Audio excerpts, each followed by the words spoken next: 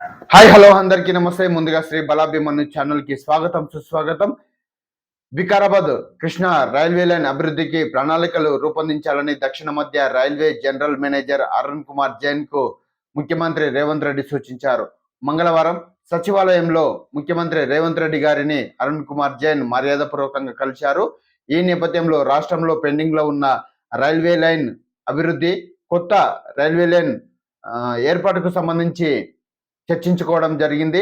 ఈ చర్చలో గతంలో ప్రతిపాదించిన వికారాబాద్ కృష్ణా రైల్వే లైన్ మార్గాన్ని కూడా త్వరితగతిన పూర్తి చేయాలంటూ కూడా రేవంత్ రెడ్డి ఆదేశించినట్టు కూడా మనకు సమాచారం. ఈ వికారాబాద్ కృష్ణా రైల్వే లైన్ ఏర్పాటు అయితే అక్కడ ఉన్నటువంటి పరిసర ప్రాంతాలు ఎంతో అభివృద్ధిలో దూసుకుపోయే అవకాశం ఉందంటూ కూడా వారు చర్చించడం జరిగినట్టు తెలుస్తా ఉంది. అయితే సమీప ప్రాంతాల్లో పరిశ్రమలు నెలకొల్పేందుకు కూడా వీలుంటుందని, రైల్వే లైన్ అభివృద్ధికి త్వరితగతిన ప్రణాళికలు రూపొందించాలని ఈ సమావేశంలో చర్చించినట్లు కూడా మనకు సమాచారం. అయితే గతంలో కొడంగల్లో ఎమ్మెల్యేగా ఉన్నటువంటి రేవంత్ రెడ్డి 2014 ఎన్నికలలో గెలుపొందిన తర్వాత రైల్వే లైన్ ఏర్పాటు చేస్తానని, ఇక్కడ కొడంగల్ ప్రాంతంలో సిమెంట్ ఫ్యాక్టరీ కూడా ఏర్పాటు చేస్తానని కూడా అప్పుడు నియోజకవర్గ ప్రజలకు హామీ ఇవ్వడం జరిగింది.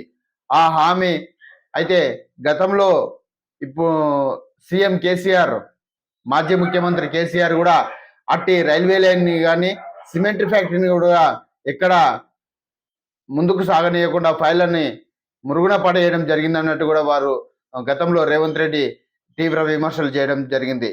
ప్రస్తుతం ఇక్కడ కొడంగల్లో గెలుపొందిన రేవంత్ రెడ్డి రాష్ట్ర ముఖ్యమంత్రిగా ఎన్నిక కావడం, తర్వాత పదవి బాధ్యతలు చేపట్టడం, ఆ తర్వాత ఈ నేపథ్యంలోనే వికారాబాద్ కృష్ణా రైల్వే లైన్ కూడా ఏర్పాటు చేయాలంటూ కూడా అధికారులకు ఆదేశాలు ఇవ్వడం జరిగింది.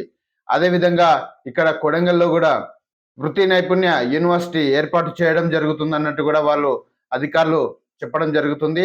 అందుకు ఇక్కడ కొడంగల్ డెవలప్మెంట్ అథారిటీ అనే ఒక కాడా సంస్థ అధికారిని కూడా నియమించడం జరిగింది.